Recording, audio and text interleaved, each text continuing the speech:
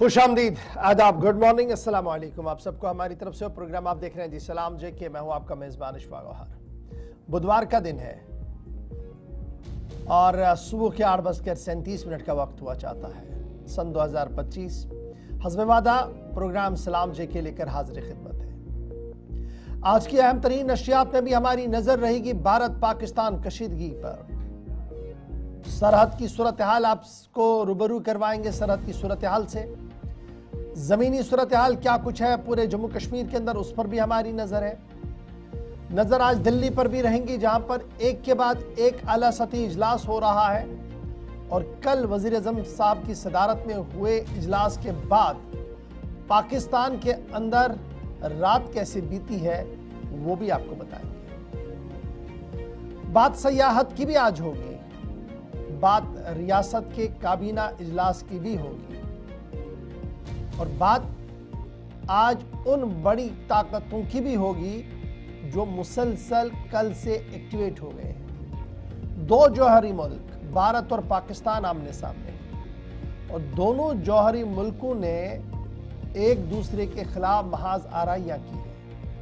इस बीच पूरी दुनिया की कुव्वतें बशमूल अमेरिका, फ्रांस, यूरोप और साथ साथ मुस्लिम ब्लॉक किस तरीके से इस सूरत हाल को देख रही है, इस पर हमारी नजर रहेगी। आप हमारे साथ ज्वाइन करेंगे हमारी राब्ता साइटों पर, फेसबुक पर, यूट्यूब पर, ट्विटर पर, इंस्टाग्राम पर और हमारी ऑफिशियल वेबसाइट्स पर भी। ये वो ज़राए और राब्ते हैं जहां पर हम आपके साथ 24/7 राब्ते में रहते हैं, और यहीं से हर पल की खबर आपको हम देते हैं, इस उम्मीद के साथ भी आप भी वहां से मुसलसल राब्ते में रहेंगे। यानी आप इनबॉक्स में आकर, मेल के जरिए से इनबॉक्स में आकर अपनी बात रखेंगे। क्योंकि पिछले कुछ दिनों से राब्ता मुनक़ता है आपका और हमारा टेलीफोनिक राब्ता, बाकी प्यार मोहब्बत जो आपका प्रोग्राम के जरिए से वो मुसलसल मिल रहा है। क्योंकि खबरों की बहुतात इतनी रहती है, खबर फ्लो इतना रहता है कि वक्त किस तरीके से 10 बज जाते हैं पता नहीं लगता है। लेकिन चूंकि आज का दिन भी बड़ा इंपॉर्टेंट है, कुछ बड़ी बातें शायद आज भी आपके साथ बात ना हो पाए, लेकिन कोशिश करेंगे कि आने वाले दिनों में हमारा जो राब्ता था वो आपके साथ दोबारा हो पाए, यानी वो फोन लाइन वाला सिलसिला चल पाए। फिलहाल प्रोग्राम का तय फॉर्मेट है। पहले पड़ाव पर हम याद माजी आपके सामने रखते हैं कि हिस्ट्री के अंदर क्या कुछ लिख चुके हैं आप और हम, और क्या कुछ पढ़ चुके हैं, उसको याद दिलाएंगे आपको। आसिफ रशीद मेरे साथ स्टूडियो में मौजूद है कि हिस्ट्री की चंद अहम तरीन वाक़ात के साथ प्रोग्राम का आगाज सलाम जेके में होगा, और उसके बाद बैक टू बैक हर छोटी बड़ी खबर से आपको रूबरू करवाएंगे। जी आसिफ। खुशामदीद, गुड मॉर्निंग, इस्तकबाल आप सबका बहुत बहुत शुक्रिया। मैं आसिफ रशीद आपके साथ प्रोग्राम में सबसे पहले आज के दिन के हवाले से बात होगी। इससे पहले मौज़ूआत पे जाएं, हिस्ट्री ऑफ द डे के साथ प्रोग्राम का आगाज़ करेंगे। इतिहास के पन्नों में कुछ खास बातें हैं, बड़ी घटनाएं हैं। 1789 में 1789 जॉर्ज वाशिंगटन ने पहले अमरीकी सदर की हैसियत से इख्तिदार संभाला। 1945 में दूसरी जंग अजीम में, सेकेंड वर्ल्ड वॉर में हिटलर और एवो ब्राउन ने एक दिन की शादी के बाद खुदकुशी की। 1948 में बोटागो कोलंबिया के अंदर अमरीकी रियासतों की तंजीम कायम हुई। काम आज के दिन शुरू हुआ। यूनाइटेड स्टेट्स ऑफ अमेरिका के लिए मजीद पेशरफ्त यहाँ से हुई। 1970 में अमरीकी अफवाज ने कंबोडिया पर हमला किया था। साल 1975 वियतनाम जंग के दौरान शुमाली वियतनाम के फौजों ने साइगोन पर कब्जा करके जंग का खात्मा कर दिया। इसके 5 बरस बाद 1980 में नीदरलैंड की मलका बताए कि इसकी ताजपोशी आज के दिन की गई। दिन आज का था अप्रैल 30 का। 26 बरस कबल 1999 में कंबोडिया को आसियान की रुकनियत हासिल हुई। 2006 में बड़े सगीर भारत पाकिस्तान ने 2011 क्रिकेट वर्ल्ड कप की मेज़बानी हासिल करने के लिए आमादगी जाहिर की, और फिर उसके बाद विश्व कप 2011 का हुआ। MS धोनी की कप्तानी में वानखेड़े मुंबई में टीम इंडिया ये मुकाबला या फाइनल जीतकर वर्ल्ड कप अपने नाम कर गई। तो 2006 में जब डिसाइड हुआ कि मेज़बानी भारत को मिलेगी, तो उस वक्त और यहाँ तक कि पाकिस्तान, बांग्लादेश, श्रीलंका को भी इन्वॉल्व किया गया और फैसले पर हामी भरी गई। 2020 में ऋषि कपूर, भारतीय बॉलीवुड अदाकार, फिल्म प्रोड्यूसर और हिदायतकार, जिनका इंतकाल हुआ, आज उनकी बरसी है। अप्रैल 30 था। 1945 में एडोल्फ हिटलर, नाजी जर्मनी का सरबरा, इसका भी इंतकाल आज के दिन हुआ। साल 1927 आज ही के दिन फातिमा बीवी भारतीय अदालत उज़्मा या सुप्रीम कोर्ट की साबिका जज थी, उनकी पैदाइश हुई। और 1030 ईस्वी में महमूद गजनवी, सुल्तनत गजनविया का पहला आज़ाद हुक्मरान जो था, उसकी वफात भी आज के दिन 30 अप्रैल को हुई। तो हिस्ट्री ऑफ द डे में चंद अहम वाक़यात या बड़ी बातें, अहम तरीन इंसिडेंट्स, कुछ सबक आमोज और कुछ सबक सिखाने वाली या फिर कुछ बताने वाली और मौजूदा सूरत हाल का मुशाहिदा करने की तरफ भी इशारा करती हैं। तो हिस्ट्री ऑफ द डे के बाद खबरों की तरफ चलेंगे और आज का दिन भी तारीखी एतबार से काफ़ी अहमियत का हामिल है। जम्मू कश्मीर आने से पहले जम्मू कश्मीर के अंदर एक अफसोसनाक वाक़े के पेश आने के बाद दारुल हुकूमत दिल्ली में हलचल है। बड़े फैसले बैक टू बैक हो रही हैं, मुलाकातें हो रही हैं और आज सबकी नज़रें दारुल हुकूमत दिल्ली पर फिर से हैं। इशफाक, चलिए जनाब, खबर का आगाज करते हैं, जहां कल वज़ीर आज़म की सरबराही में आला सतही इजलास हुआ था। वज़ीर दिफा, वज़ीर दाखिला, CDS और आर्मी चीफ्स वहाँ पर मौजूद रहे। सलामती सूरत हाल पर तबादला ख्याल हुआ। फिर मोहन भागवत की मुलाकात वज़ीर आज़म साहब से हुई और उसके फ़ौरन बाद आज का शेड्यूल भी जारी कर दिया गया है और आज बैक टू बैक 4 अहम तरीन इजलास नई दिल्ली के अंदर हो रहे हैं और चारों अहम तरीन इजलासों के बाद सूरत हाल लगभग क्लियर होगी कि भारत पाकिस्तान के बीच रिश्ते किस सिमत में आगे बढ़ सकते हैं। जहाँ कल अफवाज भारत को बाज़ाब्ता तौर पर यह इख्तियार दिया गया कि वो वक्त और इलाके का तयन करे कि किस तरीके से रिटेलिएट करना है, किस तरीके से आपने पहलगाम हमले 22 तरह के अंदर जो कुछ हुआ है उसका जवाब देना है। उसके बाद आज 4 अहम तरीन इजलास नई दिल्ली के अंदर होने जा रहे हैं। सबसे बड़ा इजलास 11 बजे काबीना कमेटी बराए सिक्योरिटी का मुनक्किद होने जा रहा है। काबीना कमेटी बराए सिक्योरिटी का अहम तरीन इजलास 11 बजे आज मुनक्किद होने जा रहा है। उसके बाद पॉलिटिकल अफेयर्स, काबीना कमेटी बराए पॉलिटिकल अफेयर्स का अहम तरीन इजलास होगा। उसके बाद इकोनॉमिक अफेयर्स का इजलास होगा और उसके बाद एक और अहम इजलास जो काबीना का इजलास होगा और माना जा रहा है कि पहलगाम हमले के बाद ये पहला काबीनी इजलास होगा जिसमें अहम तरीन फैसले लिए जाएंगे। यानी आज बैक टू बैक 4 अहम बड़ी मीटिंग्स होने जा रही है और अहम मीटिंग का आगाज सुबह 11 बजे होगा, जहां पर पहलगाम हमले के बाद कैबिनेट कमेटी ऑन सिक्योरिटी जिसमें अहम तरीन डिसीजंस लिए जाते हैं, डिसीजन की इंप्लीमेंटेशन को रिव्यू किया जाता है, ये 11 बजे होगा, जिसमें वजीर आज़म साहब मौजूद रहेंगे, वजीर दिफा साहब मौजूद रहेंगे, वजीर खारजा साहब मौजूद रहेंगे, वजीर दाखिला मौजूद रहेंगे, CDS मौजूद रहेंगे, कौमी सलामती के मुशीर वहां पर मौजूद रहेंगे, इंटेलिजेंस सरबराहान की भी मौजूदगी को यकीनी वहां पर बनाया गया है। इसके फौरन बाद एक और इजलास काबीना कमेटी बराए पॉलिटिकल अफेयर्स का भी होगा जिसकी सरबराही वजीर आज़म साहब भी करेंगे और उसमें भी अहम तरीन सीनियर वुज़रा की मौजूदगी को यकीनी बनाया गया है। काबीना कमेटी बराए पॉलिटिकल अफेयर्स के बाद काबीना कमेटी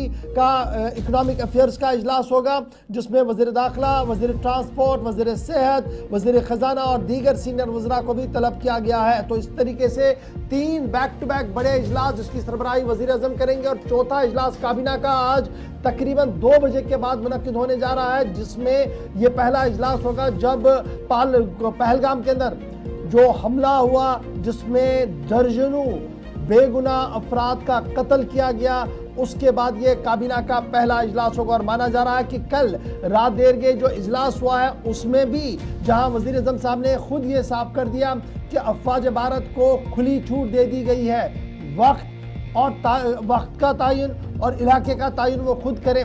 उससे ये साफ है कि आने वाले दिनों में भारत पाकिस्तान के बीच तनाव किस तरीके से बढ़ सकता है और ये साफ वज़ीर आज़म ने बिहार में ही कर दिया था जब 2 ज़बानों में तकरीर कर रहे थे। तो हिंदी बेल्ट में हिंदी में वो बात कर रहे थे और अचानक से अंग्रेज़ी में जब उन्होंने अपनी तकरीर इख्तिताम किया तो उन्होंने साफ किया कि भारत अपनी हदूद को जानता है और हदूद के तहफ़्फ़ुज़, इलाके के लोगों के तहफ़्फ़ुज़ को यकीनी बनाने के लिए इंतहा पसंदी पर आखिरी नकेल भी कसेगा और जो लोग इसमें मुलविस हैं उन्हें चुनकर मार दिया जाएगा।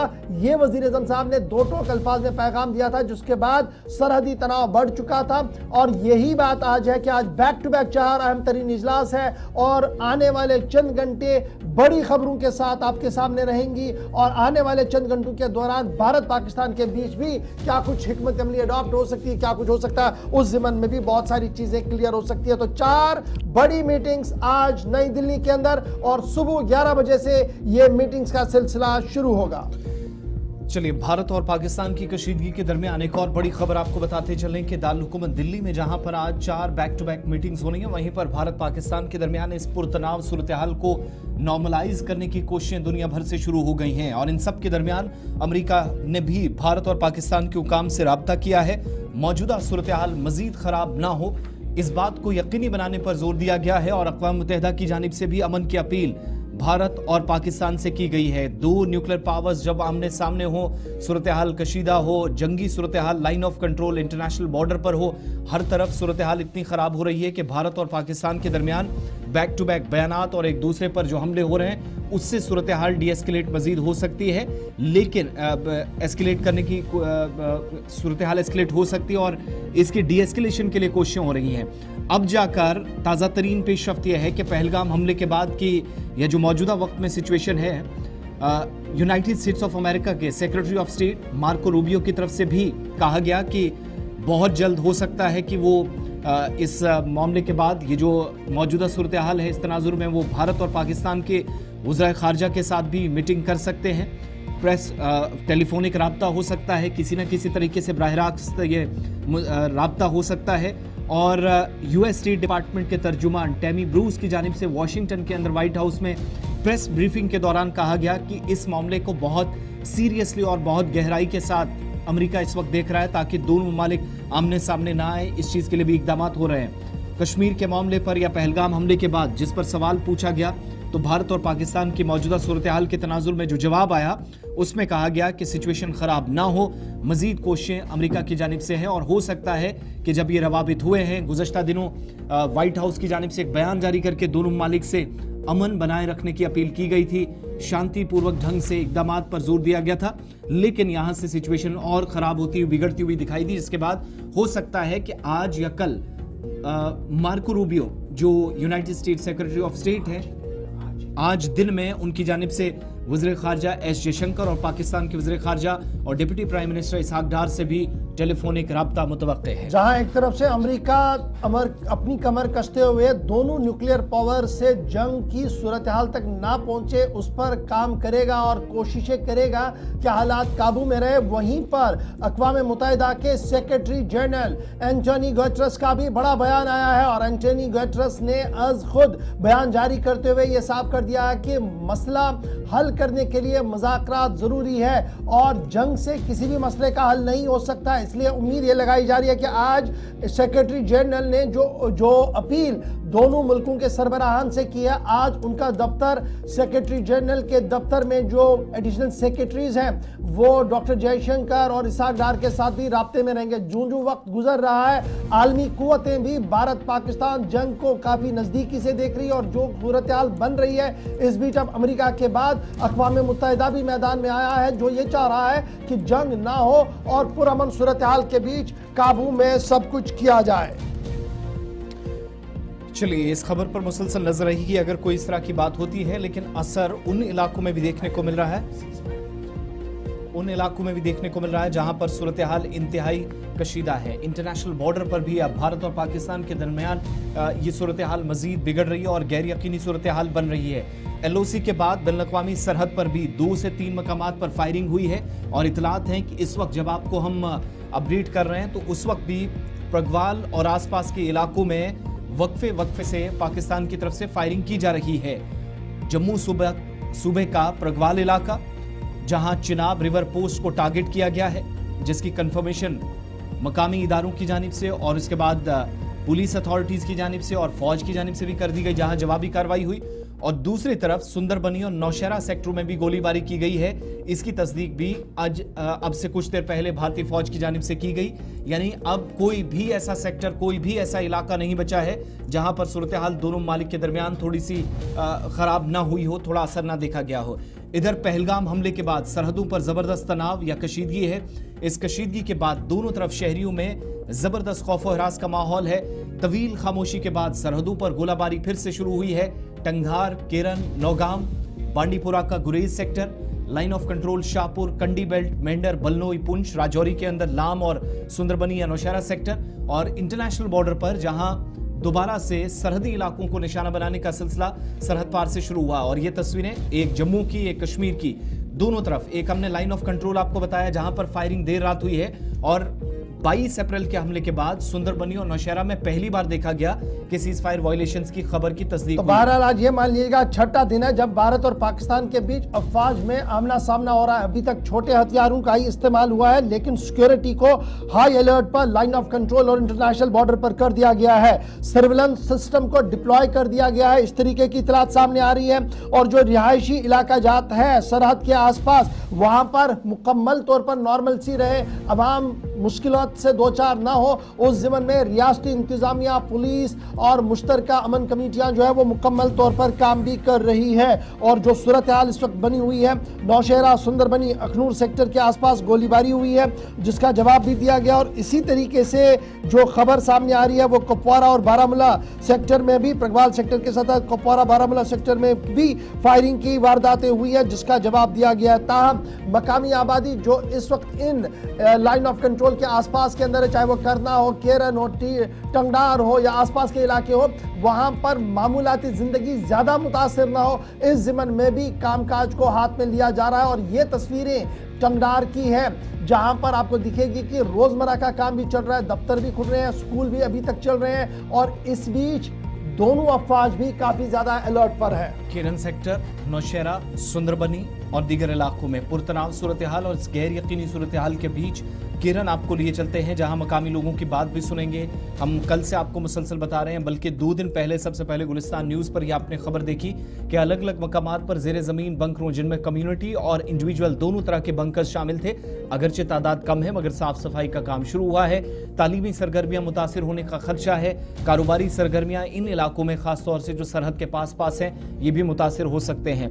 केरन करना आपको लिए चलते हैं जहां मकामी लोगों की बात आपको सुनाएंगे। गुलिस्तान न्यूज़ नुमाइंदा इशफाक लोन ने मकामी आबादी से बात की है। आप अगर कोई भी कदम उठाएंगे हमारे पड़ोसी मुल्क के ख़िलाफ़, हम उसके लिए आपके साथ शाना बशाना खड़े हैं, लेकिन आप इतना ज़रूर ख्याल रखिएगा कि ये बॉर्डर के जो लोग हैं, यहाँ के जो बच्चे हैं, जो बुज़ुर्ग हैं, जिन लोगों को बिंकर्स नहीं है वो कहाँ जाएंगे। देखिए, इस टाइम में हाजी नाड़ जो ब्लॉक है इसमें खड़ा हूँ और हम देख रहे हैं कि ये जो बंकर बना हुआ है ये कम्युनिटी बंकर है और मेरे साथ हैं एक्स सरपंच जाफर लोन साहब। हम इनसे जानेंगे, सर इसका मुझे बताइएगा जो एमिड टेंशन है इंडिया और पाकिस्तान की बॉर्डर पर, तो किस तरह से तैयारी हो रही है और पॉपुलेशन कितनी है? अस्सलाम वालेकुम इशफाक साहब, आपका बहुत बहुत शुक्रिया कि आप वक्तन ब वक्तन आवाज़ उठा रहे हैं हाजी नाड़ की और एवन की पूरे करना की। अगर नीड की बात करें तो नीड बहुत ज़्यादा है। मेरे पास पॉपुलेशन हाजी नाड़ में 1700 की पॉपुलेशन है जी। और जो कम्युनिटी बैंकर मेरे को मिले थे 4 और प्राइवेट पर्सनल बैंकर अगर किसी के हैं मेरे को लगता है 2-3 बैंकर हैं, इससे ज़्यादा नहीं है। तो हमने उस समय भी बोला था कि हमें बैंकर और चाहिए क्योंकि हमारे पास ऑलरेडी जो है पाकिस्तान का जब भी कोई फायर आता है तो उसकी वजह से काफ़ी यहाँ पे लोगों की हमारे गांव में बहुत ज़्यादा कैजुअल्टियाँ हुई हैं। आपको याद नहीं होगा कि वो एक बार यहाँ पे 7 कैजुअल्टी एट अ टाइम हुई थी जब यहाँ पे शेलिंग हुई थी, बॉर्डर शेलिंग। जी। तो उसकी वजह से मतलब एक ही घर के 2-2 फैमिली जो है ज़ाया हुई। तो हम गवर्नमेंट से रिक्वेस्ट करते हैं कि इस चीज़ को जो बॉर्डर पे जब भी ये पहलगाम का जो मसला उठा उसकी वजह से बॉर्डर पे तनाव ज़्यादा हो गया, लोगों में एक डर और खौफ का माहौल पैदा हो गया। तो जी इस टाइम हम जिस कम्युनिटी बंकर में हैं कि मुझे ये बताइए इसमें कितना जो है कितने लोग इसमें बैठ सकते हैं? देखो, अगर इसमें लोगों की बात है, अगर जान बचाने के लिए बैठ सकते हैं तो मेरे को लगता है 70 से 80 लोग जो है खड़े रह सकते हैं। जान बचाने के लिए 100 भी बैठ सकते हैं, लेकिन एज पर रूल जो है गवर्नमेंट ने इसको जो है 3 to 4 फैमिली के लिए अथराइज किया हुआ है, जो हमारे पास गाइडलाइन थी उस समय। तो उस हिसाब से देखा जाए तो यहाँ पे आपको बहुत ज़्यादा कम्युनिटी बंकर्स की ज़रूरत है। तो कितने, क्या आपने अभी एडमिनिस्ट्रेशन से बात हुई है इसके बारे में? हम लोगों ने, जब हम सरपंच थे, हम लोगों ने पहले भी इसके बारे में जो है कि गवर्नमेंट को जब भी इस चीज़ की मैसेज भी दी और लिखवाया भी, और ख़ासतौर हमारा जब भी बैक टू विलेज हुए 1, 2, 3 उसमें भी हम लोगों ने इस चीज़ के बारे में लिखा हुआ है कि बैंकरों की बहुत ज़्यादा नीड है। इवन की खाली हाजी नाड़ की बात नहीं कर रहा हूँ मैं, पूरे करना में ऐसे भी विलेज हैं जिसमें बैंकर ही नहीं है। अगर हम जैसे सुलेमान में जैसे बैंकर नहीं है, जैसे टंगडार में कई जगह बैंकर नहीं है, जहाँ पे आर्मी एरिया, जहाँ शेलिंग एरिया ज़्यादा है। पुल वाले वो इलाके जहां ज़ेर ज़मीन बंकरों की सफाई और दीगर कामकाज शुरू हुआ है, शहरियों की हिफाजत यकीनी हो इस बात पर भी तवज्जो है टंगधार, करना और आसपास के इलाकों में। और सलामती सूरत हाल जिस हिसाब की है, अगरचे फोर्सेज हर महाज पर तैयारियां कर रही हैं। दारुल हुकूमत दिल्ली से भी तकरीबन ग्रीन सिग्नल मिल चुका है, आज मज़ीद इजलास है। लेकिन सबसे ज़्यादा अगर कोई आबादी माजी में भी मुतासिर हुई है तो इन पहाड़ी सिलसिलों में मुख्तलिफ इलाकों के अंदर जो IB पर या इंटरनेशनल बॉर्डर के अलावा LOC पर लोग रिहाइश पजीर हैं, उनको मुश्किलात रही हैं। लेकिन इस बार माजी के मुकाबले थोड़ा इंफ्रास्ट्रक्चर ज़्यादा या बेहतर नज़र आ रहा है। चलिए 9 बजने वाले हैं, वक्त एक छोटे से ब्रेक का है। जब फ़ौरन लौटेंगे तो मज़ीद आपके सामने बात करेंगे और भी आपके सामने खबर रखनी, और उसके बाद आपको दारुल हुकूमत दिल्ली भी लिए चलते हैं, जहाँ पर कुछ बड़े फैसले हुए भी हैं, कुछ पर दिन में नज़र रहेगी, और सरहदी सूरत हाल जो इस वक्त है उस पर भी मुसलसल हमारी नजर रहेगी। पहलगाम हमले के बाद पैदाशुदा सूरत हाल, दोनों खित्तों के अंदर असरात और कुछ फैसलों पर एक छोटे से ब्रेक के बाद फौरन लौटेंगे। हमारे साथ रहिएगा कुछ बड़ी खबरों के लिए।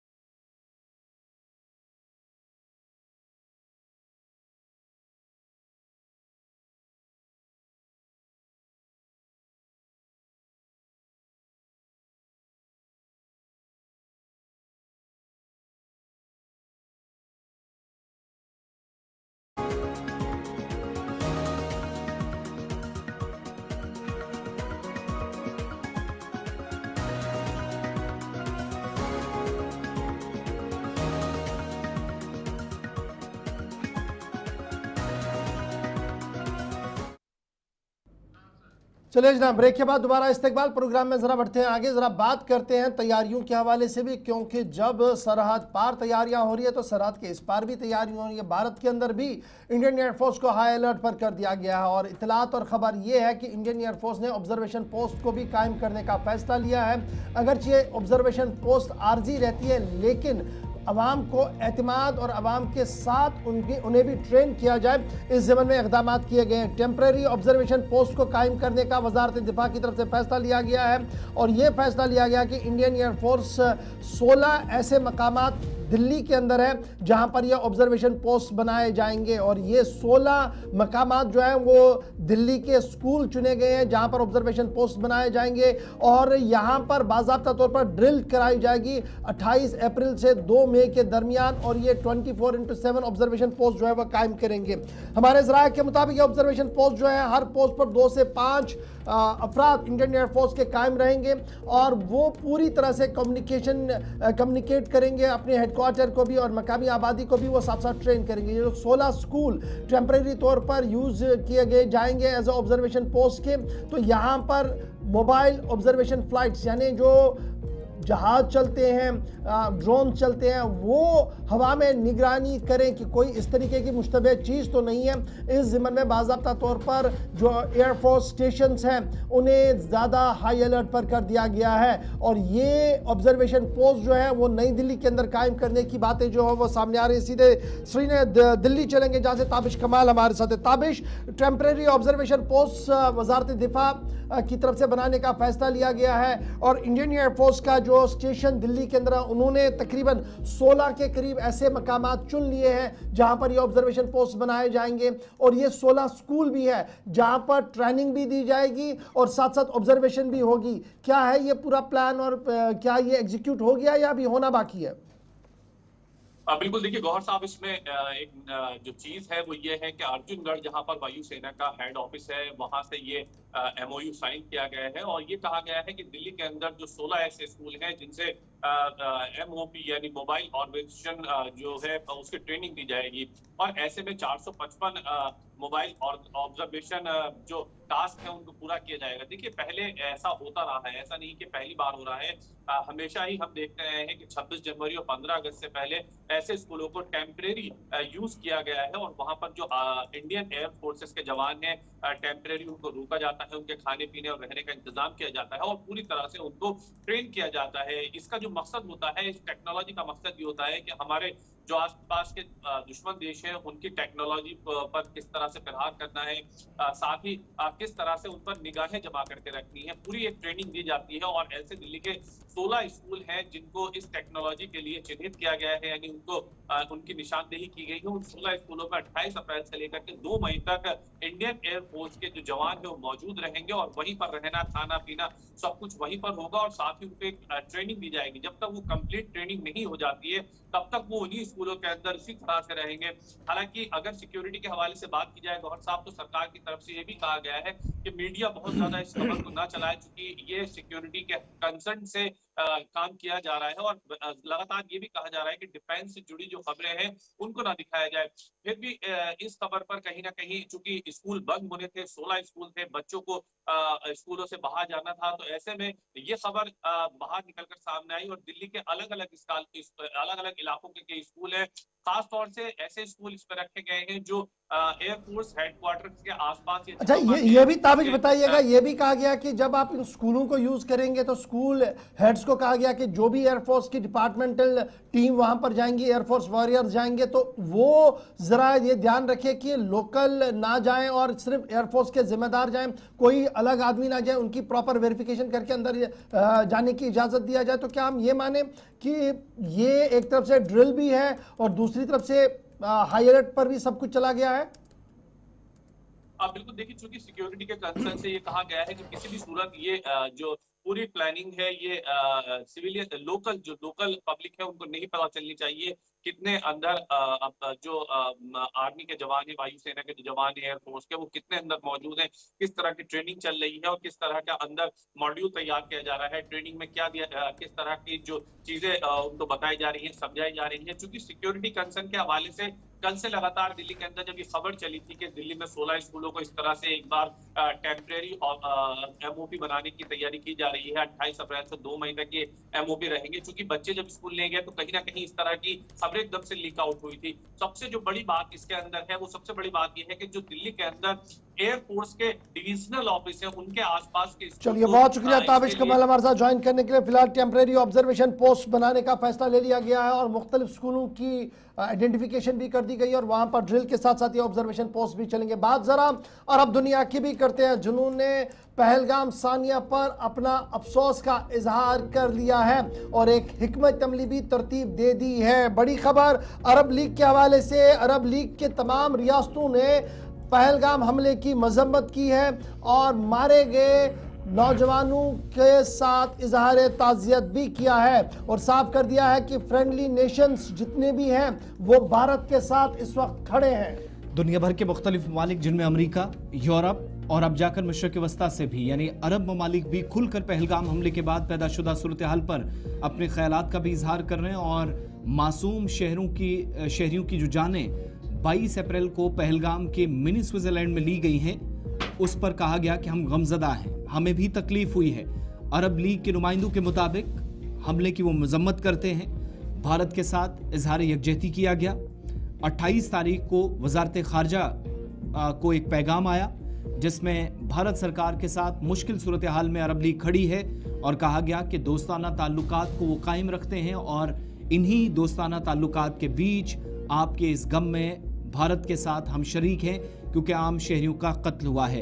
The league of Arab states यानी LAS की जानिब से हमले की शदीद अल्फाज में मजम्मत की गई है। सेक्रेटरी जनरल की जानिब से भी इसकी तस्दीक की गई और कहा गया कि दुनिया भर के अंदर कहीं पर भी दहशतगर्दाना हमलों या इस तरह की कार्रवाइयों से बचने के लिए अगर इकदामात कोई हुकूमत कोई इदारा जिम्मेदारान करते हैं तो उनके साथ खड़ा रहा जाना चाहिए। लेकिन मासूम शहरियों के कत्ल पर, उनकी जानें ज़िया होने पर अरब लीग भी उन ममालिक में भारत के साथ खड़ी है जिन्होंने मुश्किल सूरत हाल में ख़ास तौर से भारत और पाकिस्तान की इस कशीदगी के दरमियान, जहां पर शुरुआत ही असल में 22 अप्रैल के 2:30 बजे के उस अफसोसनाक वाक़े के साथ हुई, तो दुनिया भर के दर्जनों ममालिक जो खुलकर इस हमले की मजम्मत कर चुके हैं, भारत के साथ इजहार यकजहती किया है।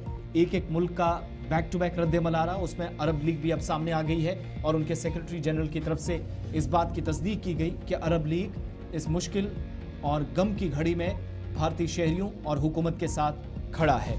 ये एक तरफ की बात आपके सामने, लेकिन दूसरी तरफ भारत और पाकिस्तान के ताल्लुक से जब बात हो रही है तो मजीद बयानात सरहद पार से आ रहे हैं, जहां पर डर, खौफ और तनाव और गैर यकीनी सूरत हाल के बीच खदशात ये हैं कि भारत हमला कर सकता है और कई तरह की स्टेटमेंट्स पाकिस्तान के वज़रा की जानिब से आई हैं।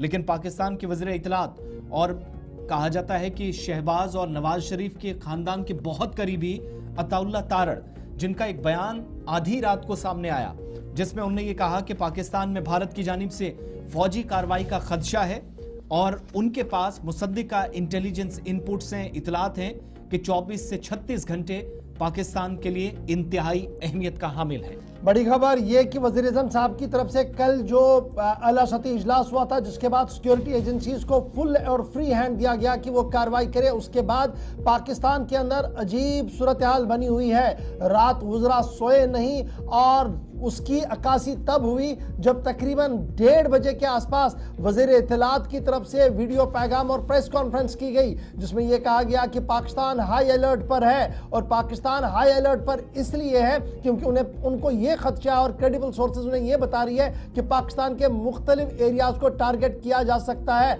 और अगर इस तरीके की सूरत हाल बनी तो नताइज इंतहाई संगीन हो सकते हैं। ये मिनिस्टर अताउल्लाह तरार का बयान आया और ये कहा कि आइंदा 24 से 36 घंटे इंतहाई सख्त होंगे। अब ये 24 से 26 घंटे की कहानी इससे पहले भी वजीर दिफा भी बोल चुके हैं, वो जो डिप्टी प्राइम मिनिस्टर भी है इसहाक डार साहब, उन्होंने भी 24 से 36 घंटे का वक्त दिया था और रात देर गई जब वजीर आज़म साहब का बयान यहां से आया तो नींद पाकिस्तान की बिल्कुल नहीं आई।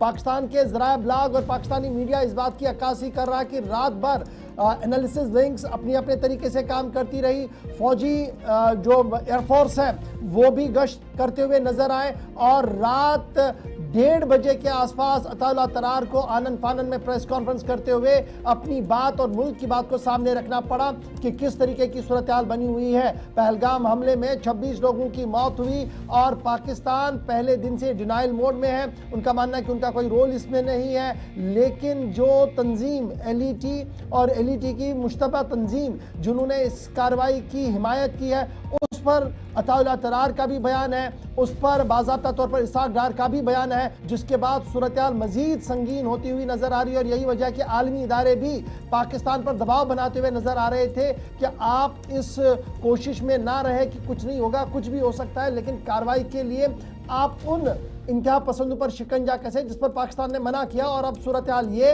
कि रात 1:30 बजे पाकिस्तानी वजीर को प्रेस कॉन्फ्रेंस करते हुए मुल्क को बताना पड़ा कि संगीन सूरत हाल है, 24 से 36 घंटे के दौरान कुछ भी हो सकता है।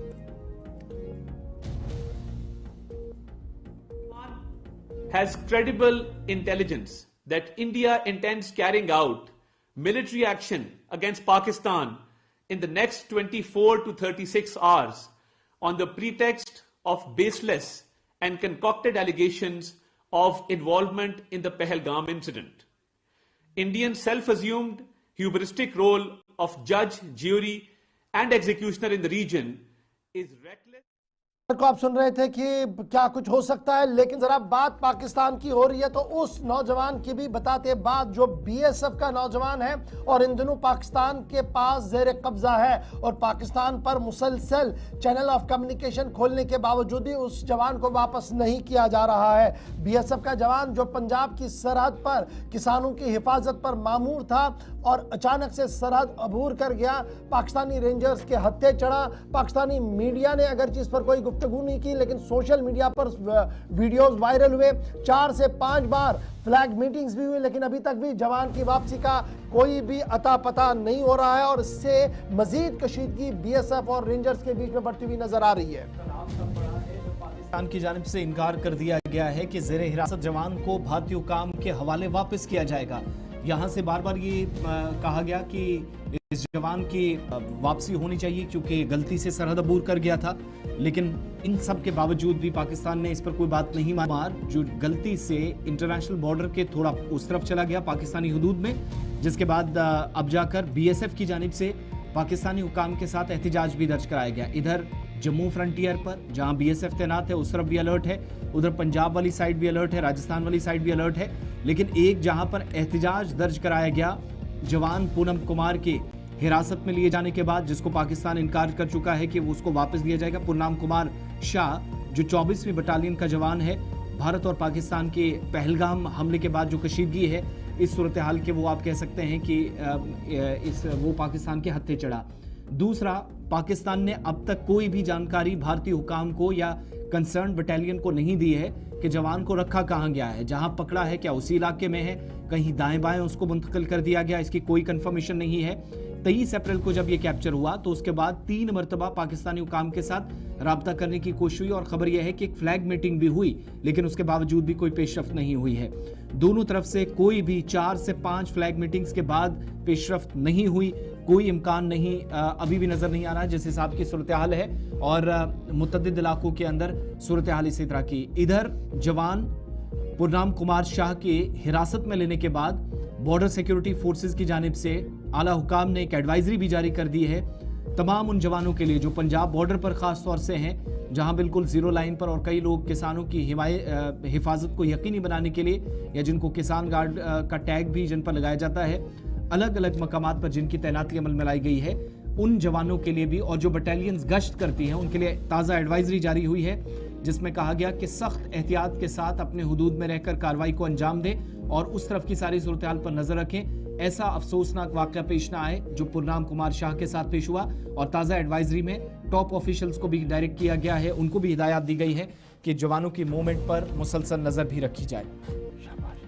भारत और पाकिस्तान की बढ़ती कशीदगी के बीच दोनों तरफ से हमने शुरुआत में आपको बताया कि रवाबित की भी एक कोशिश हुई है, दोनों तरफ से इकदाम भी उठाए गए हैं, लेकिन इन सब के बीच में खबर यह भी है कि कशीदगी के बीच अमेरिका जहां भारत और पाकिस्तान से आज राब्ता कर सकता है, वहीं पर शहबाज शरीफ राब्ता भी कर रहे हैं और खबर है कि अक़वाम मुत्तहिदा की जानिब से सेक्रेटरी जनरल की जानिब से बराह रास्त उनके साथ बात हुई है, शहबाज शरीफ की जानिब से उनके साथ राब्ता किया गया है और टेलीफोनिक राब्ते में मौजूदा सूरत हाल पर उनको ब्रीफ किया गया है और पाकिस्तान ने यूनाइटेड नेशंस को या अक़वाम मुत्तहिदा को इस बात से आगाह कर दिया है कि अगर भारतीय सरकार या फौजी हुकाम की जानिब से कोई कार्रवाई होती है बॉर्डर पर और जो इससे पहले 5 बड़े फैसले हुए उसके बाद की जो पैदाशुदा सूरत हाल है, दोनों ममालिक के दरमियान जो तल्खियाँ बढ़ी हैं, ताल्लुकात पहले से तातुल का शिकार थे, पूरी सूरत हाल बाज़ाब्ता तौर पर यूनाइटेड नेशंस के सेक्रेटरी जनरल के साथ डिस्कस हुई है। एक बात।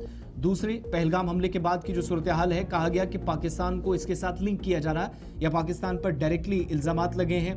एक उन इल्जामात की तरदीद इस टेलीफोनिक राब्ते में पाकिस्तान की जानिब से हुई है जो हमारी जानकारी है। फिर दूसरा कहा गया कि जो 5 बड़े फैसले हुए उसके बाद फौजी कार्रवाई का खदशा जो पाकिस्तान में है, अगर कोई कार्रवाई पाकिस्तान पर होती है तो उसकी जवाबी कार्रवाई के लिए भी तैयारियां की जाएंगी। यानी यूनाइटेड नेशंस के साथ शहबाज शरीफ ने एक और लिंक करके, ये तकरीबन 8वीं 9वीं ऐसी कोशिश है, ईरान, सऊदी अरब, तुर्किया, बरतानिया, अमेरिका और यहाँ तक कि चीन के बाद, रवाबित के बाद यूनाइटेड नेशंस के सेक्रेटरी जनरल के साथ राब्ता हुआ और उसके बाद ये प्रेस रिलीज भी सामने आई है यूएन की तरफ से जिसमें इस टेलीफोनिक राब्ते की तस्दीक हुई है। ये मुझे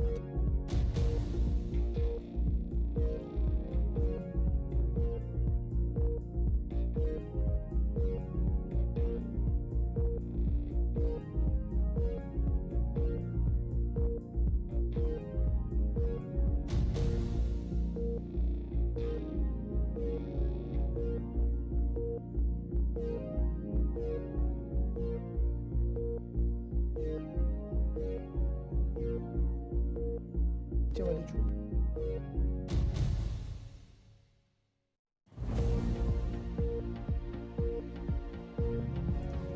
चलिए, यूनाइटेड नेशंस के हवाले से बात हो रही थी, लेकिन बात जरा भारत पाकिस्तान की इस कशीदगी के बाद रूस की भी करते हैं। अक़वाम मुत्तहिदा के सलामती काउंसिल के इजलास में भारत और पाकिस्तान जहां पर एक दूसरे पर ज़बरदस्त तरीके से हमला करते हुए नजर आए थे, और गुज़श्ता दिनों हमने आपको प्रोग्राम में साउंड बाइट्स भी सुनाई थी, लेकिन अब रूस की जानिब से भी बड़ा ऐलान किया गया है और भारत की खुलकर हिमायत की गई है कि यूनाइटेड नेशन सिक्योरिटी काउंसिल का मुस्तकिल रुकन या परमानेंट मेंबर भारत को बनाया जाए।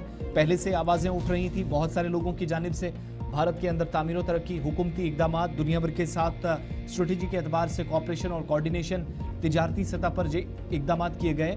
यूनाइटेड नेशन सिक्योरिटी काउंसिल में कई ममालिक की जानिब से भारत की हिमायत की गई थी। अगर पिछली बार जब वोटिंग हुई, अगरचे उसमें चीन की जानिब से मुखालफत ज़रूर नजर आई थी, लेकिन रूस और अमेरिका जैसे बड़े ममालिक की जानिब से इंडिया परमानेंट मेंबर बने यूनाइटेड नेशन सिक्योरिटी काउंसिल का, उसे मेंबरशिप दी जाए, इसके लिए खुलकर बहुत सारे लोगों ने ऐलान किया था। रशियन फॉरेन मिनिस्टर लारोव की तरफ से फिर से इस बात की तस्दीक की गई कि रशियन गवर्नमेंट, रशियन हुकाम या इस वक्त के इदारे और जिम्मेदारान इस बात के साथ मुकम्मल तौर पर खड़े हैं और भारत सरकार के साथ ताउन भी कि अक़वाम मुत्तहिदा सलामती काउंसिल का मुस्तकिल रुकन या परमानेंट मेंबर भारत बन जाए। इसके लिए खुलकर फिर से हिमायत कर दी गई रशिया की जानिब से।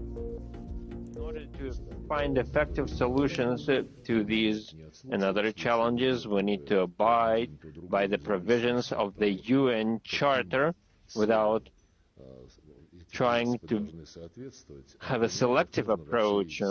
We need to rely on the UN Charter on all its provision, considering the integral and complementary nature. We spoke out in favor of reforming the UN Security Council and supported India and Brazil to become permanent members, while also addressing the issue of the African representation within the security.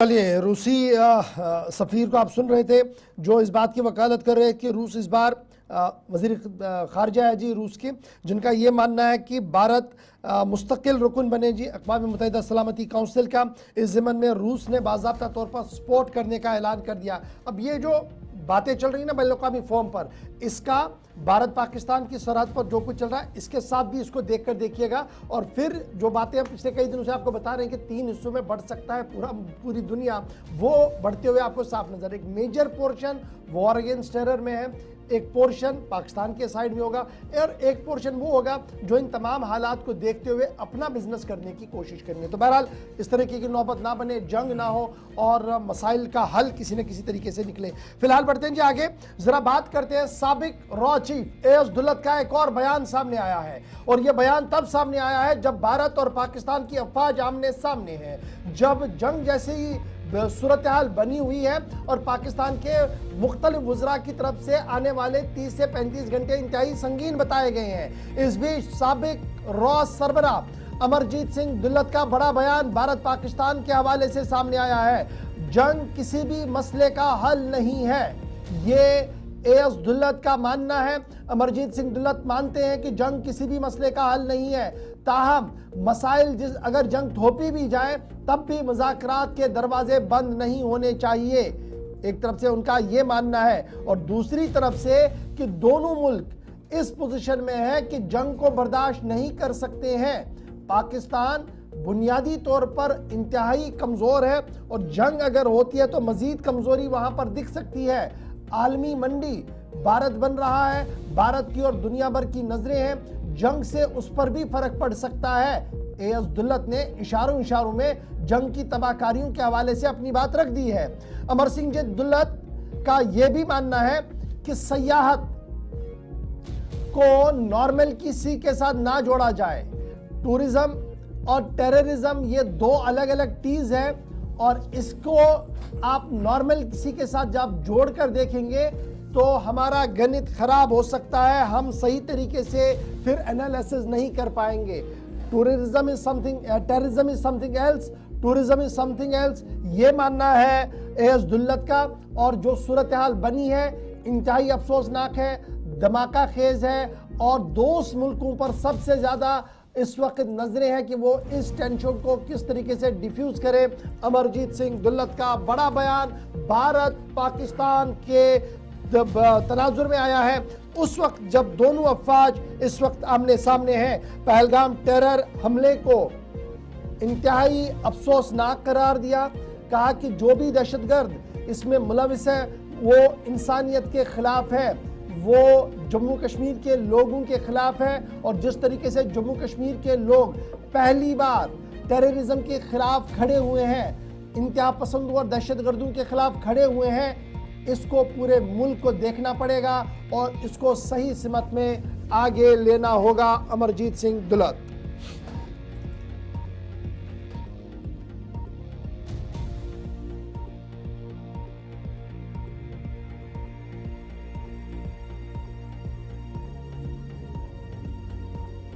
आगे बढ़ते हैं। इस खराब सूरत हाल के बीच भारत और पाकिस्तान के दरमियान वो शहरी भी मुतासिर हुए हैं जो आर पार जा रहे थे और अपनों से मुलाकात कर रहे थे, लेकिन भारत सरकार और पाकिस्तानी हुकूमत की जानिब से कुछ बड़े फैसलों के बाद वो तमाम शहरी वतन वापस लौट रहे हैं। एक तरफ जहां भारतीय शहरियों की मुल्क वापसी हो रही है, वहीं पर पाकिस्तानी शहरियों की बाकी रियासतों की तरह जम्मू कश्मीर से भी दर्जनों पाकिस्तानी शहरी जिनको वापस अटारी वाघा सरहद पर छोड़ा गया और गुज़श्ता 48 घंटों के दौरान दर्जनों ऐसे लोग वापस चले गए।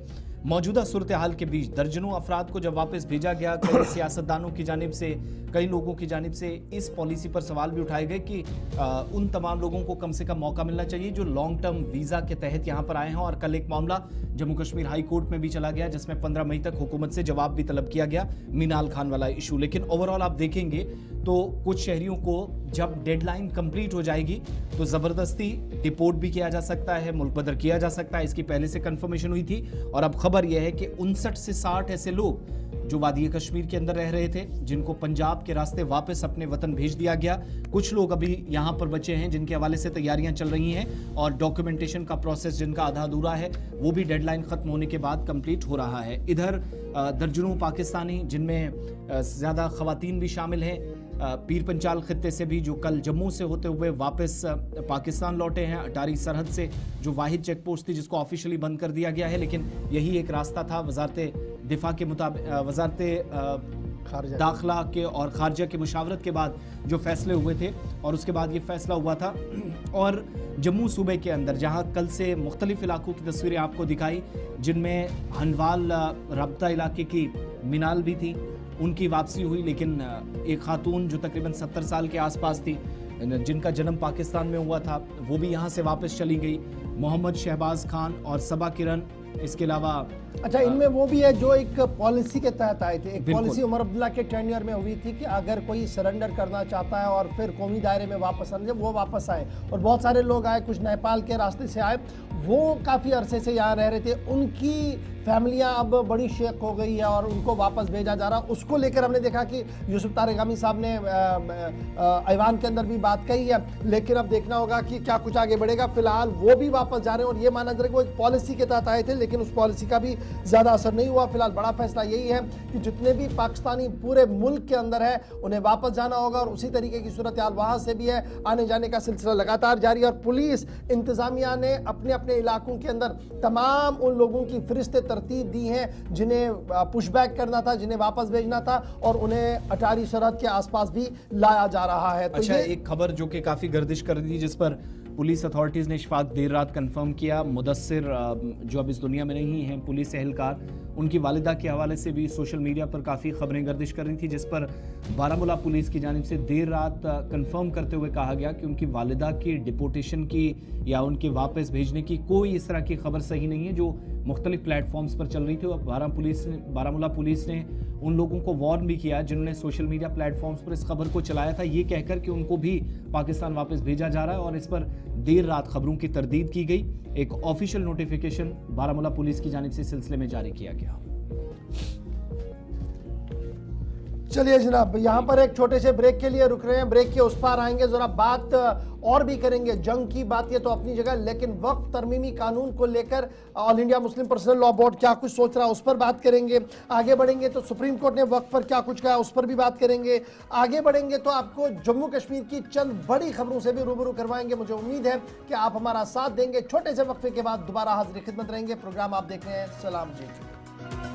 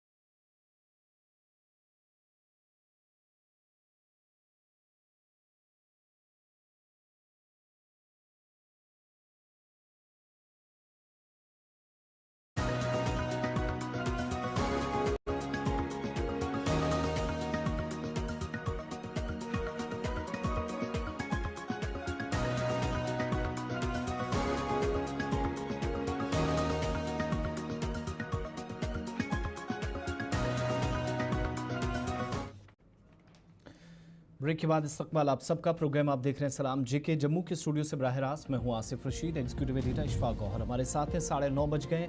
10 बजे तक हमारा और आपका साथ रहने वाला है। लेकिन अब जरा वो खबर जिस पर सबकी नजरें इसलिए भी हैं क्योंकि अदालत उज़्मा में समाअत होनी है 5 मई को। थोड़ी देर में उस पर अपडेट बताएंगे। बात हम वक्फ तरमीमी कानून के हवाले से कर रहे हैं, जिस पर मजीद आज एहतजाजी मुजाहिरों का एक सिलसिला मुख्तलिफ रियासतों के अंदर देखेंगे। पहलगाम हमले के बाद 3 दिनों के लिए एहतजाजी मुजाहिरे हॉल्ट किए गए थे। इन सब के दरमियान all India Muslim personal law board की नई हिकमत अमली के मुताबिक, जहां पर बीजेपी की हुकूमत वाली जो रियासतें हैं वहां पर एक अलग तरीके से एहतजाजी मुजाहिरे होंगे।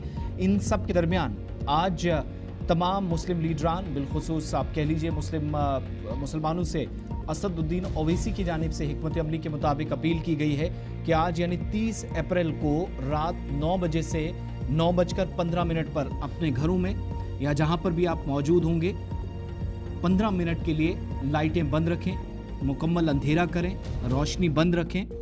और हैदराबाद के अंदर लोकसभा के रुकन जिन्होंने एहतजाज दर्ज कराने के लिए इस तरह के इकदाम पर जोर दिया, और all India Muslim personal law board जिसने पहले से इस तरह की अपील कर रखी थी वक्फ तरमीमी कानून के खिलाफ एक हिकमत अमली के तहत, जिसको लोकसभा और राज्यसभा में पास किया जा चुका और उसके बाद नाफिज करने के हवाले से भी इकदाम हुए, सदर जमहूरिया की जानिब से भी इस पर दस्तखत कर दिए गए। उस कानून की मुखालफत चल रही है।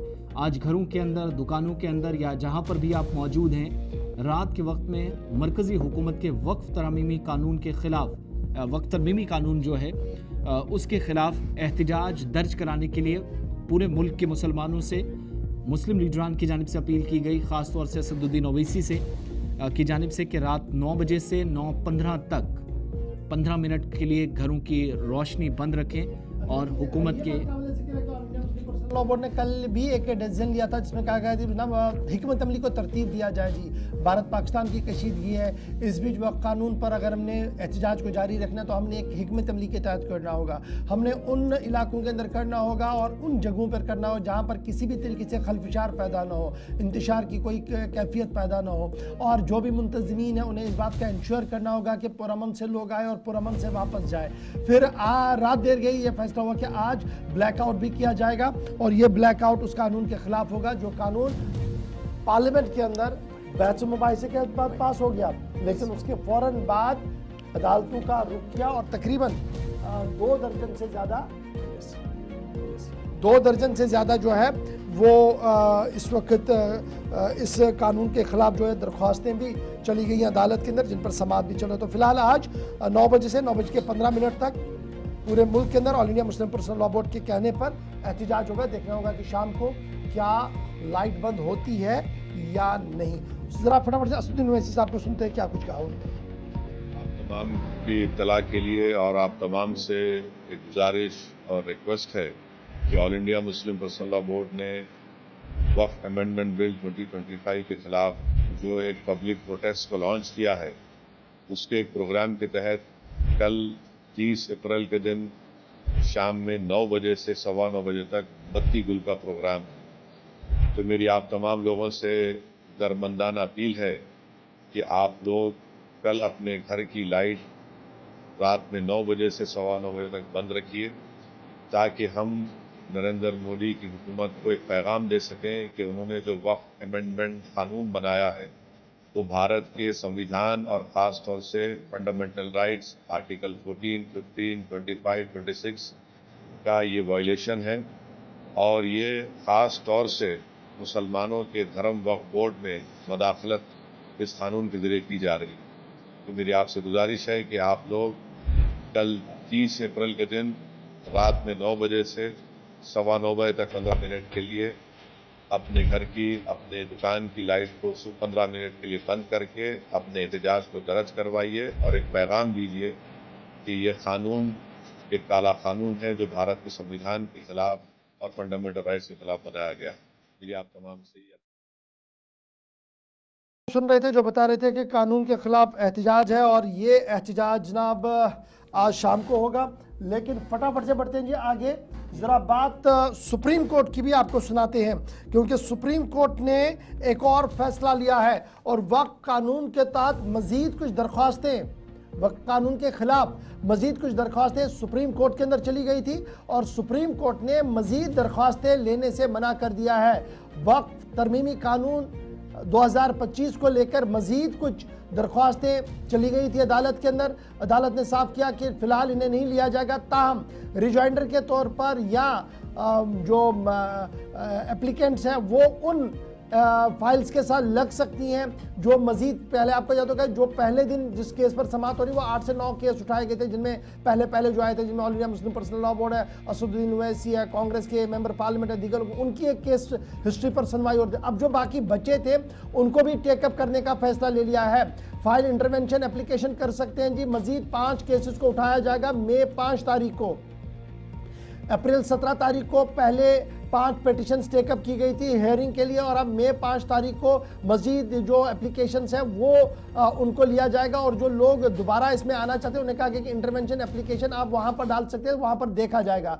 मरकजी हुकूमत की तरफ से 1332 सफ़ात पर मुश्तमिल एफिडेविट जो है वो दाखिल कर दिया गया है। मरकजी वजारत माइनॉरिटी अफेयर्स ने 1332 सफ़ात पर मुश्तमिल एफिडेविट दाखिल कर दिया अदालत के अंदर, जिसमें उन्होंने इस बात की वजाहतन की है कि किस तरीके से जो कानून बनाया गया है, जिस कानून को लेकर all India Muslim personal law board और दीगर तंजीमों को शक व शुबात है, उनकी वजाहत देने की कोशिश की है।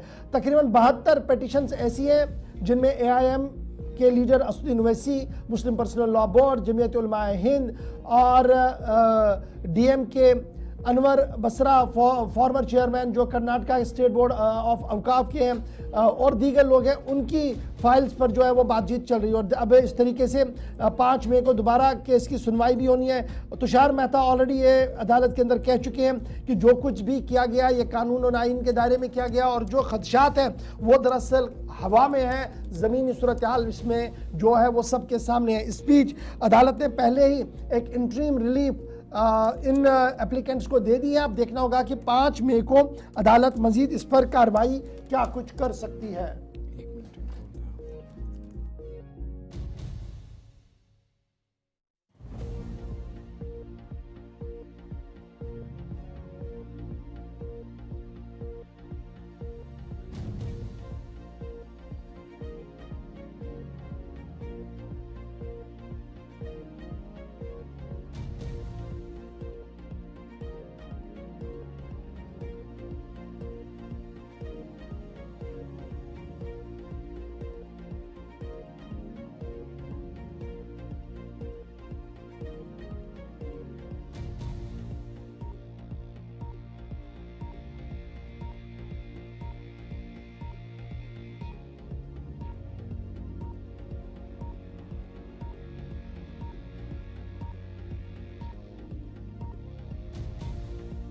कश्मीर की मौजूदा सूरत हाल के बीच सयाहत के हवाले से भी करते हैं, जहां पिछले दिनों एक शदीद किस्म का नुकसान पहुंचा, जिसके बाद हुकूमत मजबूर हुई कि कुछ बड़े फैसले भी लिए जाएं। लेकिन गुज़श्ता 3 से 4 बरसों के दौरान आप देखेंगे सयाहों की तादाद में जम्मू कश्मीर के अंदर इजाफा हुआ है। इस बात की तस्दीक सरकारी इदारे जिम्मेदारान ख़ासतौर से मुतलकीन करते हैं और दफ़ा 370 की तनसीक के बाद जम्मू कश्मीर में सबसे बड़ी बात कि इन सयाहों की जो तादाद बढ़ती चली गई, उनको रखने के लिए या उनके ठहरने के लिए बंदोबस्त होने चाहिए थे, उसके लिए भी इंतजामात हुए और खित्ते के अंदर 5000 नए होटल्स बनाए गए। जम्मू कश्मीर के मुख्तलिफ इलाकों के अंदर साल 2021 से 2024 के दरमियान कुल मिलाकर 7,49,70,943 सयाहों ने वादी कश्मीर और जम्मू का रुख किया, जिसमें सबसे ज्यादा कश्मीर सूबे में आए।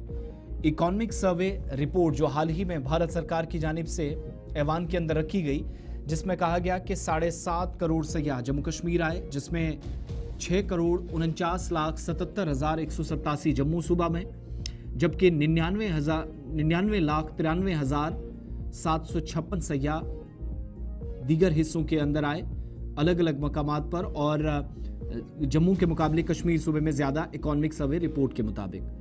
अब इस रश को कहीं पर अकोमोडेट भी करना था, कहीं इसका इंतज़ाम भी करना था, तो उसका जवाब सरकार ये कह रही है कि 5 बरसों में तिजारत भी बढ़ती हुई देखी गई है। 5000 नए होटल्स बनाए गए मुख्तलिफ हिस्सों के अंदर, जिनमें गेस्ट हाउस भी है। और इस खबर की तस्दीक Kashmir chamber of commerce and industries भी करती है कि मौजूदा वक्त में सब कुछ ठीक ठाक चल रहा था, लेकिन अचानक से पिछले दिनों जो कुछ हुआ उसने सिचुएशन को ख़राब किया। सियाहती शोबे ने साल 2020 के बाद सबसे ज़्यादा, जिसको माजी में काफ़ी नुकसान भी होता रहा, और इसने वो अपना, आप कह सकते हैं कि पीक पे इन 4-5 वर्षों में चला गया। टूर ऑपरेटर्स से जब यही सवाल पूछते हैं तो कहते हैं कि मरकज़ी हुकूमत की जानिब से कुछ फैसले ऐसे लिए गए, लेफ्टिनेंट गवर्नर इंतज़ामिया की जानिब से उनकी इम्प्लीमेंटेशन के लिए बेहतर तरीके से काम हुआ तो मुस्बत रिजल्ट उसके आए। एक अच्छी बात ये थी, और कहा गया कि मज़ीद इक़दामात इस हवाले से भारत सरकार उठाएगी, मुतलका महकमा उठाएगा, LG हुकाम उठाएगी, उमर गवर्नमेंट उठाएगी, ताकि जिसके मस्बत नताइज हो और बराह रास्त वो तमाम लोग इससे मुस्तफ़ीद हों जो इस वक्त सयाहत के शोबे से जुड़े हैं। इकॉनमिक सर्वे रिपोर्ट जिसमें बताया जाता है टूरिज़्म डिपार्टमेंट ने एक वसी कैंपेन चलाई है, एक मुहिम चली है दोनों खित्तों के अंदर, जम्मू और कश्मीर में भी और जम्मू कश्मीर में बाहर भी। लोगों को जम्मू कश्मीर आने के लिए दावत दी गई। सयाहों की तवज्जो का मरकज़ और पहली प्रायोरिटी उनकी जम्मू कश्मीर बने, इसके लिए कोशिशें की गई। कौमी सतह पर, बैनुल अक़वामी सतह पर कुछ इवेंट्स करवाए गए। डिजिटली सोशल मीडिया प्लेटफॉर्म्स का इस्तेमाल करके जम्मू कश्मीर के अहम तरीन सयाहती मकामात को प्रमोट किया गया। और यहाँ तक कि सबसे बड़ी जो अचीवमेंट बताई जाती है कि तीसरी टूरिज़्म वर्किंग ग्रुप की जो मीटिंग G20 के दौरान हुई थी 22 से 24 मई के दौरान 2023 में, वो बड़ा संगे मील हुकूमत बताती है, जिसने जम्मू कश्मीर को एक तरह से सुर्खियों में लाया, सबसे ज़्यादा तवज्जो का मरकज़ बन गया। और सर्वे से ये बात भी सामने आई है कि यात्रीज भी 10 वर्षों में जो आए वो माजी के मुकाबले काफ़ी ज़्यादा थे। सालाना यात्रा में हर साल बढ़ते चले गए। ऑफ बीट टूरिस्ट डेस्टिनेशन या बॉर्डर एरिया टूरिस्ट डेस्टिनेशन, सयाहती मकामात या फिर सरहदी सयाहत, जिस पर सबसे ज़्यादा बॉर्डर टूरिज़्म पर फोकस गया है। फ़ौज पुलिस की जानिब से इक़दामात किए गए हैं, सिक्योरिटी बेहतर हुई है। तो इनडायरेक्टली बहुत सारी जगहों पर यह कहा जाता है कि इससे रोज़गार के मौके भी नौजवानों को मिले। यही नतीजा है कि पॉजिटिव आउटकम आया।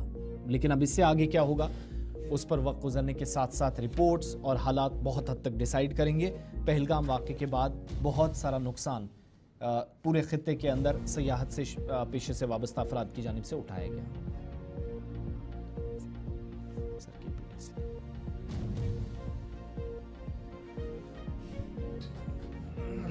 बढ़ते जी आगे, जरा बात जम्मू कश्मीर की हो रही है तो आपको जरा बात बताते हैं निज़ाम की भी, किस तरीके से हमारे निज़ाम को चलाने की कोशिश की जा रही है और क्यों अवाम गोनागू मुश्किलात से दो चार है। अफसरों की कमी हर महकमे के अंदर है। अफसरों की कमी जब महकमे के अंदर है तो एहतिसाबी अमल शफाफ नहीं हो पाता है। जब एहतिसाबी अमल शफाफ नहीं होता है तो बराह रास्त असर उसका अवाम पर भी पड़ता है। महकमा बिजली की बात आपको बताते हैं, कश्मीर पावर डेवलपमेंट कॉरपोरेशन इन दिनों राम भरोसे चलता है, जिसे आप अल्लाह भरोसे कहते हैं, उस पर चलता है, क्योंकि बेशतर अफसर जो सीनियर ऑफिशियल्स थे, एग्जीक्यूटिव इंजीनियर, SC रैंक के ऑफिशियल्स थे, वो रिटायर हो गए हैं। डिपार्टमेंटल प्रमोशन कमेटियों का कहीं दूर दूर तक असर दिख नहीं रहा है, होने का कोई अंदाज़ा नहीं है। एडिशनली जो अब इंटरनल एडजस्टमेंट किया गया कि एक एक एग्जाम के पास 3-3, 4-4 डिवीज़न दे दिए गए। एक एक SC साहब जो है वो 3-3, 4-4 डिवीजन्स को देख रहा है, जिसकी वजह से अकाउंटेबिलिटी का फुकदान है, जिसकी वजह से अवाम गोनागू मुश्किलात से दो चार हो रही है। एक तरफ से अवाम मुश्किलों में है, दूसरी तरफ से डिजिटलाइजेशन के दौर में जिस शिद्दत के साथ काम करने की ज़रूरत थी और KPDCL को पर जितनी बड़ी जिम्मेदारी थी, वो नाकामी का एक बहुत बड़ी वजह यह भी है कि मैन पावर उनके पास उतना नहीं है जितना कैटर एरिया है, मैन पावर उतना नहीं है जितना स्टेशंस उनके पास है, मैन पावर उतना नहीं है जितने उनके एग्जीक्यूटिव डिपार्टमेंट्स के अंदर लोग होने चाहिए। ऊपर चले तो चीफ इंजीनियर साहब आपको एडिशनली दिखेंगे कहीं ना कहीं, फिर डेप्यूटेशन पर कुछ लोग आपको नजर आएंगे। इंटरनली जो चीज़ें होनी चाहिए थी डिपार्टमेंटल प्रमोशंस के जरिए से, JE से AE से AEE, AE से एग्जाम, SC और चीफ इंजीनियर तक आना चाहिए था, वो निज़ाम मफलूज होकर रह गया है, जिसकी वजह से आज भी दर्जनों अफसरान के पास इजाफी चार्ज है और दर्जनों अफसरान जब इजाफी चार्ज लेते हैं तो उसका असर अवाम को उठाना पड़ता है। अवाम गोनागू मुश्किलात से इससे दो चार हो रहे हैं। इमरान नाइक को हमारे साथ इस पूरी खबर पर अपडेट करेंगे। इमरान जरा अपडेट करें, KPDCL की जब हम बात करते हैं तो सूरत हाल बिल्कुल क्लियर है। सूरत हाल ये है कि जनाब अब केपीटीसीएल पर बड़ी जिम्मेवारी की लाइनें लगानी है, डिजिटल मीटरिंग करनी है और इन तमाम चीज़ों को अफसरों को मॉनिटर करना। एग्जीक्यूटिव इंजीनियर से लेकर जेई तक, जेई से लेकर नीचे लाइनमैन तक किल्लत बहुत ज़्यादा है और आर्जी बुनियादों पर चलाने की कोशिश एक तरफ से की जा रही है। दूसरी तरफ से जो at the helm of affairs है, जो पावर मेकिंग डिसीजन मेकिंग लोग होते हैं, एग्जीक्यूटिव इंजीनियर, एससीज और चीफ इंजीनियर, वहाँ पर भी कमी है। क्या यही बुनियादी वजह है कि हम इस शोबे पर जितनी तवज्जो होनी चाहिए थी नहीं सरकार की, और अभी भी ऑन टॉप प्रायोरिटी नहीं, और यही वजह है कि एक एक अफसर के पास 3-3, 4-4 डिवीजन है, 3-3, 4-4 जगहों पर एग्जाम इंचार्ज बना दिए गए हैं और काम कहीं पर भी नहीं हो पा रहा है। देखिए, ये जो हमारा केपीडीसीएल है या जो पावर डेवलपमेंट डिपार्टमेंट है, इस डिपार्टमेंट के मुतालिक एक आम तासुर, एक आम नोशन जो है पिछले 3-4 साल से वो क्रिएट हुआ है कि ये लोगों को हिरासत करने में इन्होंने कोई कोताही नहीं रखी, उसमें तो ये मास्टर है, पहले नंबर पे है इनका। लेकिन जब इनका काम देखते हैं तो वहाँ पे खुदा ही हाफिज है। जैसे आपने भी कहा कि ये महकमा जो है अल्लाह के ही भरोसे पे चलता है। कई सारे जो सीनियर इंजीनियर्स हैं, जिनमें एसईज हैं, एग्जीक्यूटिव इंजीनियर्स हैं, जो रिटायर हुए हैं, और अब उनकी जगह पे कुछ इंजीनियर्स लाए गए, या तो उनको एडिशनल चार्जेस दिए गए हैं और या तो उन्हें फिलहाल इंटरम चार्जेस दिए गए हैं, यानी आरजी चार्जेस दिए गए हैं। और इसका डायरेक्टली जो इम्पैक्ट है वो महकमे के इंतजामी उमूर पे पड़ता है। जो डिपार्टमेंट के जो एडमिनिस्ट्रेटिव अफेयर्स है वो मुतासिर हो रहे हैं, और कुल मिला के सारा जो डिपार्टमेंट है वो मुतासिर हो रहा है। और यहाँ मैं ये बात कहना चाहूंगा कि ये जो जम्मू कश्मीर सरकार ने एक ऐसा सिस्टम क्रिएट किया है, न सिर्फ केपीडीसीएल में, पावर डेवलपमेंट डिपार्टमेंट, बल्कि हम देख रहे हैं कि सरकार के हर महकमे के अंदर रिटायर्ड लोगों को एक्सटेंशन दी जाती है। उनको रिटायरमेंट के बाद भी 1 साल 2 साल का एक्सटेंशन दिया जाता है। ये बड़ा इंपॉर्टेंट है। जब हम ईडी बडगाम की बात करें, ईडी पुलवामा की बात करें, ईडी बटमालू की बात करें, पामपोर की बात करें, प्रोजेक्ट डिवीजन बारामूला की बात करें, SC project division left right wing की बात करें, तो हर जगह आपको एडिशनल चार्जेस दिख रहे हैं और एक एक अफसर के पास 3-3 डिपार्टमेंट्स हैं। इसी तरीके जब आप एग्जेंस की बात करें, एग्जीक्यूटिव इंजीनियर्स की बात करें जो हाल ही में रिटायर हुए हैं, अब बिजबिहारा के पास भी एडिशनल चार्ज है, खानियार के पास एडिशनल चार्ज है, डिवीजन 4 के पास एडिशनल चार्ज, ईडब्ल्यूसी के पास एडिशनल चार्ज है, गांधरबल के पास एडिशनल चार्ज है। ये एडिशनल चार्ज एक जगह देकर आप 3-3, 4-4 जगह पर एक आदमी को लगा रहे हैं, तो अकाउंटेबिलिटी कैसे आएगी, काम कैसे होगी, और ये जो लोगों के बुनियादी मसाइल है इनको हल कैसे करेंगे। फिर तो सवाल वही है ना कि हम जो अफसर के पास जाते हैं वो होता नहीं है, मीटिंग में होता है, दरअसल वो और कहीं जगह होता है काम कर रहा हो। उस देखिए, यही तो सवाल है, यही तो मतलब डिपार्टमेंट की खामी को जाहिर करती है, यही तो इनकी इनएफिशिएंसी को जाहिर करती है, यही तो डिपार्टमेंट की जो नाअहली और गैर संजीदगी है उसको जाहिर करती है। ये क्लेम्स करना, मीडिया के थ्रू स्टेटमेंट जारी करना, लोगों को डराना, फिर एफआईआर की धमकी देना कि आपने बिजली इतनी ली है, आपने हुकिंग की है वगैरह, लेकिन अंदर जो खुद के इस घर को आग लगी है घर के चिराग से, पहले आप अपना घर ठीक कीजिए, बाद में बताइए लोगों को कि आपने ये गलती की है। और जिस तरह से जो हमें डेटा बता रहा है कि वो कोई डिस्ट्रिक्ट नहीं है जहां पे इस डिपार्टमेंट ने, केपीडीसीएल ने एडिशनल चार्जेस इंजीनियर्स को नहीं दिए हैं, और कहीं इंटरम जो है चार्जेस दिए गए हैं, यानी आर्जी तौर पर डिपार्टमेंट के अंदर इंजीनियर्स को रखा गया है, चाहे वो एससीज हो, चाहे वो एग्जीक्यूटिव इंजीनियर्स हो, चाहे वो दीगर जो ऑफिशियल्स है डिपार्टमेंट के अंदर। सो कुल मिला के बात यह है कि खामी है, और सबसे इम्पोर्टेंट बात जिसका आपने जिक्र किया कि अकाउंटेबिलिटी कैसे होगी। एक तरफ से दावा है कि हर इदारे को हमें अकाउंटेबल बनाना है, एहतसाब करना है, लेकिन जनाब आपके इदारों में एक एक बंदे के पास 4 एडिशनल चार्जेस हैं, तो जाहिर सी बात है कि आपके ऑडिट पर, आपकी अकाउंटेबिलिटी के ऊपर कई सारे सवाल हो रहे हैं, उठ रहे हैं, और उठने भी चाहिए, क्योंकि जब हम प्रोटोकॉल देखते हैं, जब हम नॉर्म्स देखते हैं, जब हम रूल्स एंड रेगुलेशंस देखते हैं डिपार्टमेंट के अंदर, तो ये तो कहीं लिखा ही नहीं है कि आप एक ऑफिसर को 4 चार्जेस बनाए और उसको ये यूएस का प्रेसिडेंट जैसे इख्तियारात आप दे रहे हैं।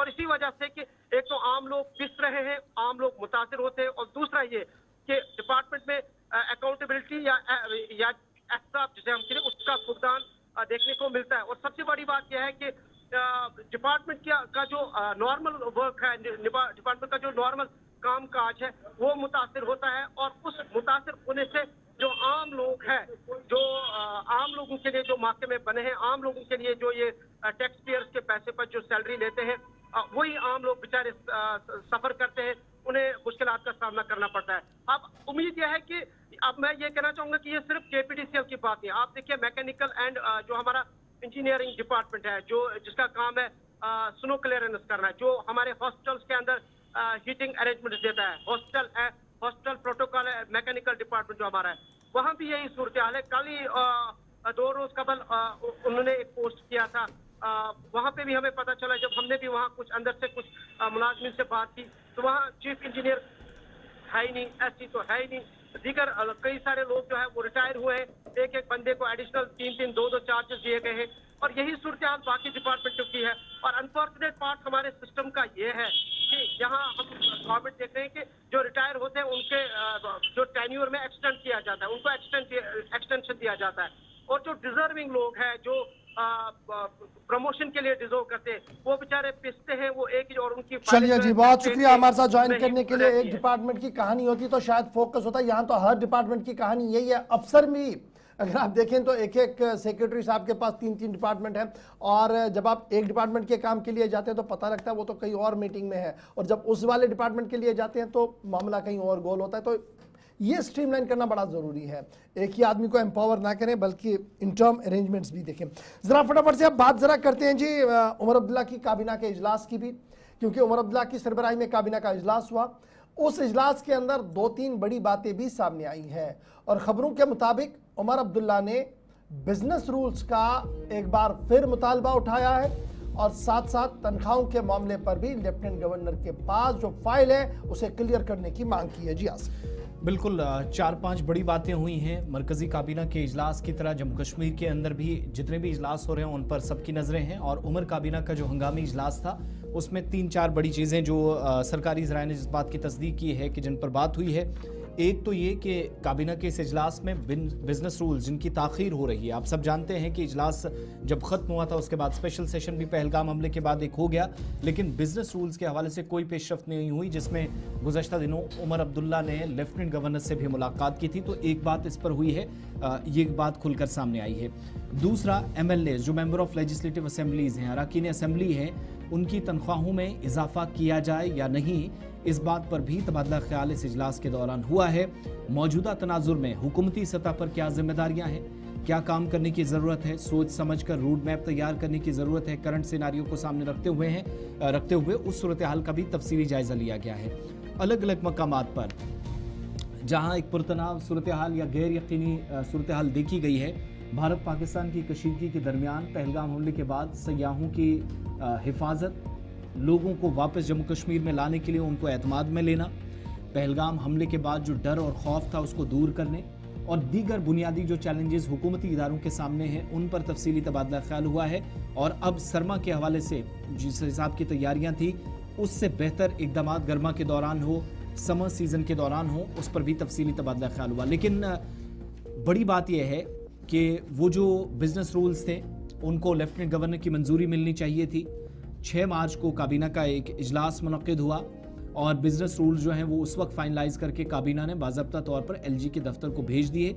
लेकिन आज तक 6 मार्च के बाद अब तक किसी भी तरीके से कोई पेशरफ्त हुई हो हमारे पास कोई जानकारी इसमें नहीं है, मुसलसल ताख़ीर हो रही है। इसके अलावा साथ साथ आप जानते हैं जम्मू कश्मीर के अंदर अरकान असम्बली MLAs ने अंदर ऐवान में भी और बाहर भी सवालात उठाए थे कि उनको भी मौका अब ज़रा दिया जाए, उनकी भी तनख्वाहों में इजाफा किया जाए, जिस पर काफ़ी लोग हदफ़े तनकीद बने।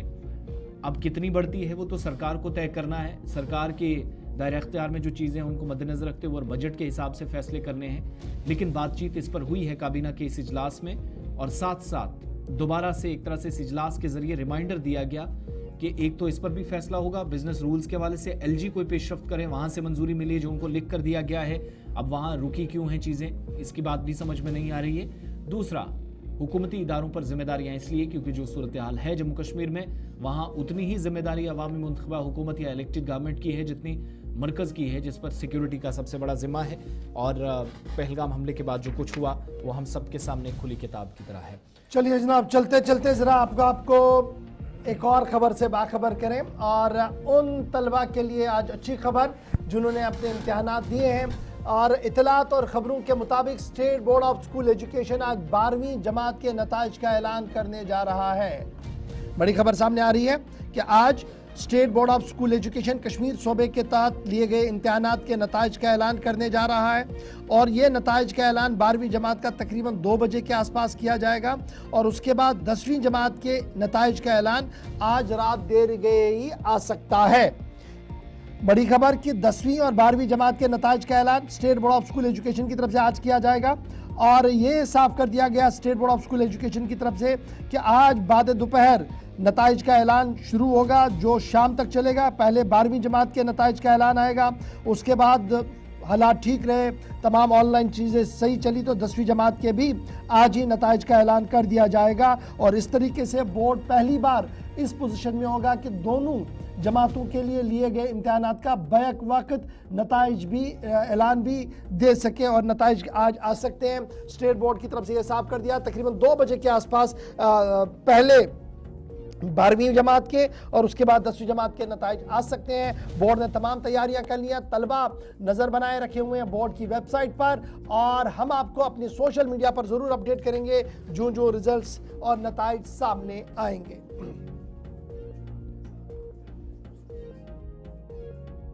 तकरीबन 93,000 तलबा है जिन्होंने अपने पर्चे दिए हैं और इसी तरीके से 10वीं जमात में भी 1 लाख से ज़्यादा तलबा है जिन्होंने अपने इम्तिहानात दिए हैं और सबकी नज़रें आज state board of school education पर रहेंगी जहां पर 12वीं और 10वीं जमात के नताइज का ऐलान आज सूबा कश्मीर के अंदर किया जाएगा। चलिए जनाब, आज माजरत के साथ फ़ोन कॉल्स नहीं ले पाए, खबर बहुत ज़्यादा रहती है, कुछ खबरें रह भी गई हैं। ज़िंदगी रही तो कल दोबारा आपके सामने हाजिर खिदमत रहेंगे। प्रोग्राम सलाम जेके में खबर, तजिया और तबसरा भी रहेगा, लेकिन भारत पाकिस्तान के हवाले से क्या कुछ सूरत हाल उभर कर सामने आती है हम आपको पल पल का अपडेट करेंगे क्योंकि थोड़ी देर के बाद नई दिल्ली में बैक टू बैक 4 बड़े अहम इजलास होने जा रहे हैं। वहां पर भी हमारी नजर रहेगी, पाकिस्तान क्या कुछ कर रहा है उस पर भी हमारी नजर और आलमी कुव्वतें किस तरीके से यहां पर अमन को कायम करने में अपना रोल निभाएंगी। तमाम खबरें आपको अपडेट करेंगे अपने राब्ता साइटों पर भी और टेलीविजन चैनल पर भी। बने रहिएगा हमारे साथ। अल्लाह हाफ़िज़।